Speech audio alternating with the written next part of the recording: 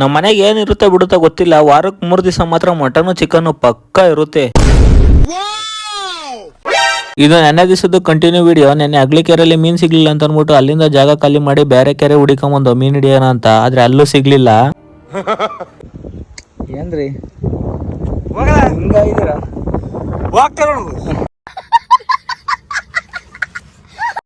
ಆಮೇಲೆ ಕೆರೆತವಿಂದ ಮನೆ ತಗ ಬಂದು ನೋಡ್ಬಿಟ್ರೆ ಅಲ್ಲಿ ನಮ್ಮ ಅಣ್ಣ ಓಡಾಗಿ ಕೋಳಿ ಹೊಡ್ಸ್ಕೊಂಬಂದು ನಮ್ಮ ಅಮ್ಮನ ಕೈ ಕೊಟ್ಬಿಟ್ಟಿದ್ದ, ಅಮ್ಮ ಕೋಳಿ ಸಾರು ಮಾಡಮ್ಮ ಅಂತ. ಈ ತರ ಯಾವಾಗ ಬೇಕಾ ಅವಾಗ ಕೋಳಿ ಹೊಡ್ಸ್ಕೊಂಬಂದ್ಬಿಟ್ಟು ಅಮ್ಮ ಅಡ್ಗೆ ಮಾಡ್ಕೊಂಡ್ ಕೊಡಮ್ಮ ಅಂದೇಟ್ಗೆ ಅಡ್ಗೆ ಮಾಡ್ಕೊಂಡ್ ಕೊಡೋ ತಾಯಿನ ಪಡ್ಕೊಂಡಿರೋದಕ್ಕೆ ನಾವೇ ಭಾಗ್ಯವಂತರು, ಇಲ್ಲಿ ನಾವೇ ಪುಣ್ಯವಂತರು.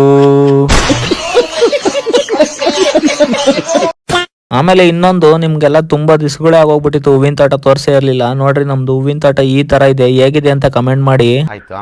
ಆಮೇಲೆ ಕೋಳಿ ಬಾಡ್ ಬೇಯ್ತಲ್ಲ, ಕೋಳಿ ಸಾರಾಗ ಉಂಡ್ಬಿಟ್ಟು ಶುಭರಾತ್ರಿ ಅಂತ ದಬಾಕೊಂಡು ಬೆಳ್ ಕರಿತಿದಂಗೆ ಬೋಳಿ ಕಟ್ಟೆ ಶೆಡ್ಡಿಂಗ್ ಕದ ತೆಗ್ದೇಟ್ಗೆ ಸೂರ್ಯ ಮುತ್ಕೊಡ್ತಿದ್ದ ಕೆನೆಗೆನೆ. ಅಣ್ಣ ನೀನ್ ಎಷ್ಟನ ಮುತ್ಕೊಡು, ನಾನ್ ಕರ್ಗಿರೋನೇನ ಬೆಳಗಾಯ್ತಿನ ನಿಮ್ ಮುತ್ಕೊಟ್ಟೆಟ್ಗೆ ಅಂತ ಅನ್ಬಿಟ್ಟು ಹೂವ ಬಿಡ್ಸಕ್ ಹೋದೆ. ಹೂವ ಬಿಡ್ಸಿದ್ ಆಯ್ತಲ್ಲ ತುಮಕೂರ್ ಹೊಲ್ಬಿಟ್ಟು ರೆಡಿ ಆಗಿ ನಮ್ಮ ಹೂವಿನ ತೋಟ ನಮ್ ತೋಟಕ್ಕೆಲ್ಲ ಬಾಯ್ ಬಾಯ್ ಬಾಯ್ ಬಾಯ್ ಅಂತ ಬಾಯ್ ಬಡ್ಕೊಂಡು ನನ್ನ ರಾತ್ರಿ ಕೋಳಿ ಸಾರಾಗಿ ಒಂದಿಷ್ಟು ಅನ್ನ ಉಂಡ್ಬಿಟ್ಟು ತುಮಕೂರ್ ಕಡೆಗೆ ಜಾಗ ಬಿಟ್ಟೆ. ಗುರು ತುಂಬಾ ಜನ ವಿಡಿಯೋ ನೋಡ್ತಿದ್ದೀರಾ, ಫಾಲೋ ಮಾತ್ರ ಮಾಡ್ತಿಲ್ಲ. ದಯವಿಟ್ಟು ಫಾಲೋ ಮಾಡ್ರಿ. ನಾಳೆ ಪಕ್ಕ ಸಿಗೋಣ.